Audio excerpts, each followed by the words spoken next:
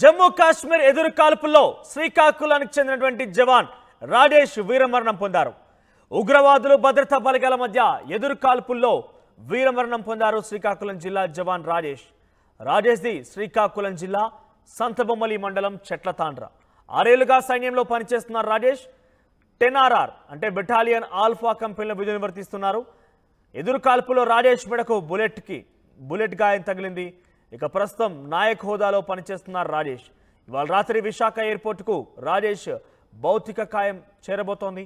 ఇక 3 రోజులుగా ఉగ్రవాదుల కోసం గాలింపు చర్యలు చేపడుతున్నారు.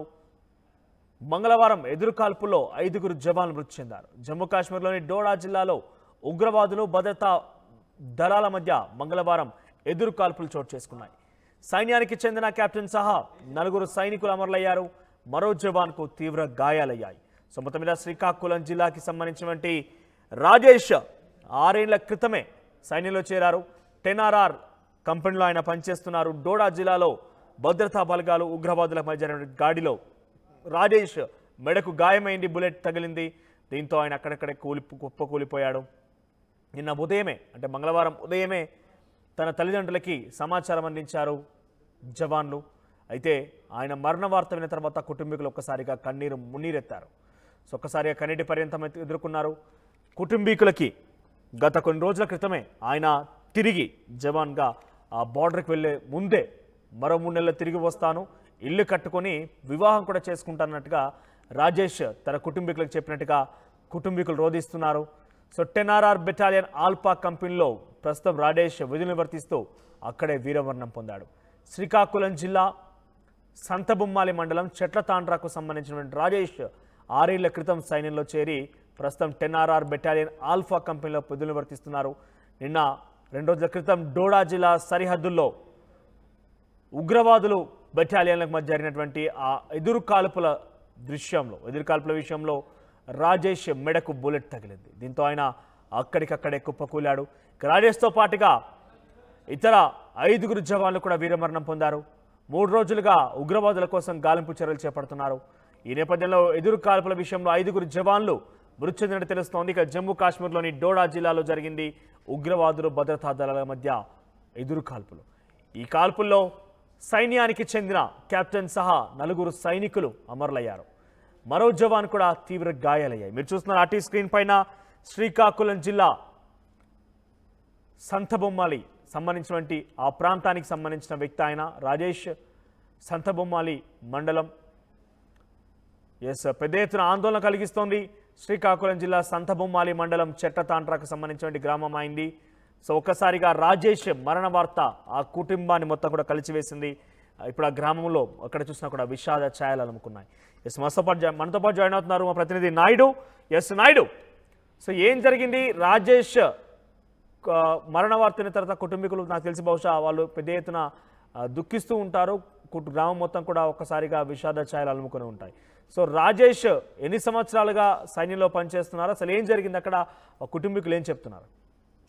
మనం చూస్తే చిక్కోలు వాసులు మాత్రం ఈ రోజు శోక సంద్రంలో మునిగారు అనడంలో ఎటువంటి అతిశయోక్తి లేదు. 4 రోజుల వ్యవధిలో 2 సైనికులను కోల్పోవాల్సిన దుస్థితి ఉంది. 4 రోజుల క్రితం 15వ తేదీన ఉదయం డోగ్రా వద్ద విధి నిర్వహణలో భాగంగా నందిగా మండలం వల్లభరావు గ్రామానికి చెందినటువంటి జగదీశ్రావు మృతి చెందారు. ఆయన మృతదేహం వచ్చి ఈ రోజు అంత్యక్రియల అధికారం నిర్వహిస్తున్న తరుణంలో నిన్న రాత్రి సంతబొమ్మాలి మండలం చెట్లతాండ్రకి చెందినటువంటి రాష్ట్రీయ రైఫిల్స్ విభాగంలో పనిచేస్తున్నటువంటి దొక్కారి రాజేష్ ఉగ్రవాదుల బుల్లెట్ గురై చనిపోవడం మాత్రం వారందరినీ కుటుంబ సభ్యులు బాధించి కొడుకుని దేశ రక్షణలో చేర్చామన్న తల్లిదండ్రుల ఆశలు అడియాల్సిందని చెప్పుకోవచ్చు.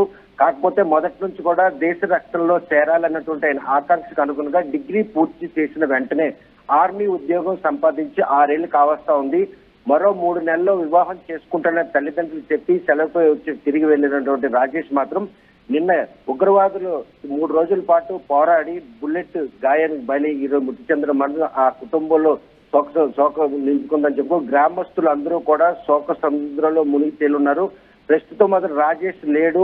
ఉగ్రవాదులతో పోరాడి మన ఊపిరి ఇచ్చాడని చెప్పేసి దేశ రక్షణ తన కొడుకు బలయ్యాడన్నటువంటి బాధ వాళ్ళని మాత్రం చాలా బాధిస్తుంది. కాకపోతే ఆ గ్రామానికి మాత్రం పేరు తెచ్చినటువంటి ఘనత ఆర్జించినటువంటి రాజేష్ మృతిని మాత్రం ఎవరు కూడా జీర్ణించుకునే పరిస్థితి లేదు.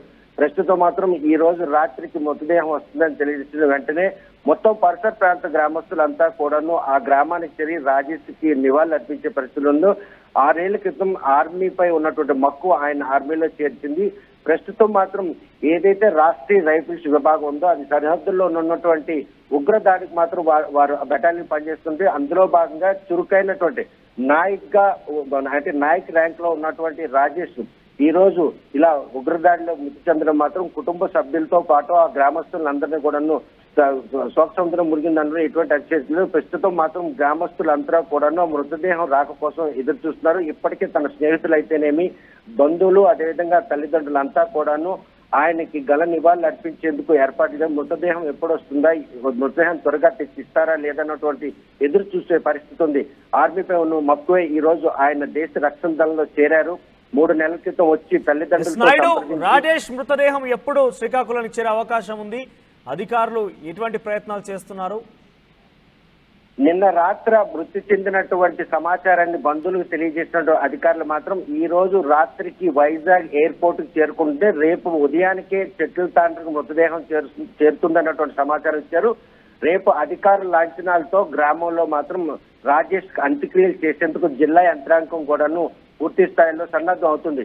కాకపోతే ఆయన మృత్యు వార్త మాత్రం ఈ రోజు ఆ గ్రామస్తులనే కాదు జిల్లా వాసులందరినీ కూడా బాధిస్తుంది. ఎందుకంటే 4 రోజుల వ్యవధిలో నందిగాం మండలం వల్లభరావు గ్రామానికి చెందినటువంటి జగదీశ్వరరావు హవల్దార్ ర్యాంక్ లో ఉన్నాడు. ఆయన కూడా మృతి చెందడం, ఆయన మృతదేహం ఈ రోజు స్వగ్రామంలో అధికార లాంఛనాలతో అంత్యక్రియలు జరుపుకుంటున్న ఈ తరుణంలో నిన్న రాత్రి జగదీష్ అయితే ఉగ్రదాడిలో మృతి చెందారన్న వార్త అదే ప్రాంతం అంటే టెక్కల నియోజకవర్గం సంబంధించి నందిగాం సంతబొమ్మ రెండు ఒకే నియోజకవర్గం సంబంధించి ఆ 2 మండలాల్లో కూడా ఈ రోజు అంతా కూడాను 2 దేశ సైనికులు కోల్పోయినట్టు ఆవేదన వెంటాడుతుంది. ఈ రోజు రేపు ఉదయాన్ని అంటే ఈ రోజు రాత్రి కనుక వైజాగ్ ఎయిర్పోర్ట్ మృతదేహం వస్తే రాత్రే గ్రామానికి తరలిస్తారా లేకపోతే తెల్లవారుజామునే గ్రామానికి తరలించి అక్కడ అంత్యక్రియలు నిర్వహించేందుకు అవసరమైన అన్ని ఏర్పాట్లు జిల్లా పోలీసు యంత్రం చేస్తుందో అక్కడి నుండి కూడా ఎవరైతే రాష్ట్రీయ రైఫిల్ ఫోర్స్ సంబంధించినటువంటి వారు కూడా ఆ సిబ్బంది కూడా తోడొస్తుంటారో ఆ మృతదేహాన్ని తల్లిదండ్రులకు అప్పచెప్పిన తర్వాత ఎందుకంటే విధి నిర్వహణలో బాగా ఉగ్రదాడిలో చనిపోయినటువంటి ఆ రాజేష్ కి ఇచ్చినటువంటి హానర్ మాత్రం చాలా అంటే గౌరవంగా ఉంటుంది. ఎందుకంటే ఒక విధి నిర్వహణలతో పాటు ఉగ్రవాదులతో పోరాడి చివరకు బుల్లెట్ తగిలి మృతి చెందడం మాత్రం ఈ రోజు ఆయనకి ఇచ్చినటువంటి గౌరవ వందనానికి మాత్రం ఎటువంటి లోపాలు లేకుండా చూసుకోవాలని పోలీసులు ఇప్పటికే సన్నద్ధాలు చేస్తున్నారు. మనోజ్ రైట్ నాయుడు, ఓవరాల్ గా శ్రీకాకుళం జిల్లా సంతబొమ్మాలి మండలానికి సంబంధించినటువంటి చెట్ల తాండ్ర గ్రామానికి సంబంధించిన రాజేష్ 6 ఏళ్ల క్రితం ఆర్మీలో చేరారు. ఆయన ప్రస్తుతం డోడా జిల్లాలో నాయక్ హోదాలో విధులు నిర్వర్తిస్తున్నారు. 10RR ఆల్ఫా బెటాలియన్లో ఆయన పనిచేస్తున్నారు. అయితే 2 రోజుల క్రితం అటు భద్రతా బలగాలు ఉగ్రవాదుల మధ్య జరిగిన దాడిలో రాజేష్ మెడకు గాయమైంది. రాజేష్ మెడకి బుల్లెట్ తాకింది. రాజేష్తో పాటుగా మరొక 5గురు కూడా వీరమరణం పొందారు. అందరికి కూడా తీవ్ర గాయాలయ్యాయి. ప్రస్తుతం 3 రోజులుగా ఉగ్రవాదుల కోసం గాలింపు చర్యలు చేపడుతున్నారు ఆర్మీ జవాన్లు. సో మొత్తం మీద మరి కాసేపట్లో అంటే బుధవారం సాయంత్రానికల్లా అంటే ఈరోజు సాయంత్రానికల్లా రాజేష్ మృతదేహం ఇంటికి చేరే అవకాశం కనబడుతోంది. అధికారులు లాంఛనంగా ఆయన మృతదేహానికి సంబంధించి జవాన్ల పద్ధతిలోనే ఆయన యొక్క అంత్యక్రియలు పూర్తి చేసే అవకాశం కనబడుతోంది. ఈరోజు సాయంత్రానికల్లా శ్రీకాకుళం జిల్లా సంతబొమ్మాలి చెట్ల తాండ్రకు రాజేష్ మృతదేహం చేరబోతోంది.